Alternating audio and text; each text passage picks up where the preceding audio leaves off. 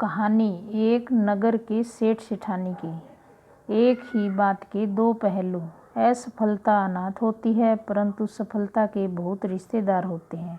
असफलता अनाथ नहीं होती, बल्कि सफलता की सीढ़ी बनती है और उसकी सहायक होती है। हमें सीख और प्रेरणा भी देती है। एक नगर में एक सेठ व सेठानी रहते थे और सेठानी जो विष्णु भगवान की पूजा करती थी। सेठ को उसका पूजा करना बिल्कुल अच्छा नहीं लगता था। इसी वजह से एक दिन सेठ ने सेठानी को घर से निकाल दिया। घर से निकलने पर वह जंगल की ओर गई तो देखा 4 आदमी मिट्टी खोदने का काम कर रहे थे। उसने कहा कि मुझे नौकरी पर रख लो।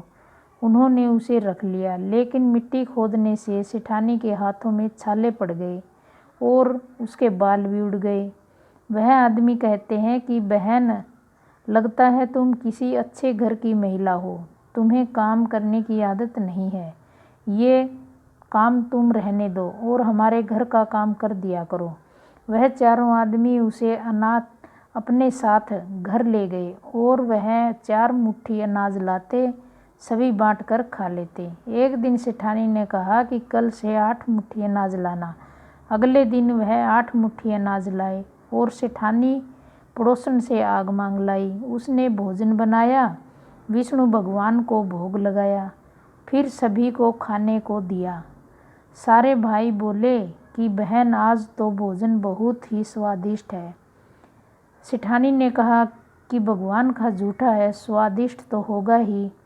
सेठानी के जाने के बाद सेठ भूखा रहने लगा और आस पड़ोस के सारे लोग कहने लगे कि ये तो सेठानी के भाग्य का खाता था। एक दिन सेठ अपनी सेठानी को ढूंढने चल पड़ा। उसने ढूंढते हुए वह भी जंगल में पहुंच गया। वहां चारों आदमी मिट्टी खोदने का काम कर रहे थे। सेठ ने उन्हें देखा तो कहा कि भाई, मुझे काम पर रख लो। उन आदमियों ने उसे काम पर रख लिया, लेकिन मिट्टी खोदने से उसके हाथों में छाले पड़ गए और बाल भी उड़ गए।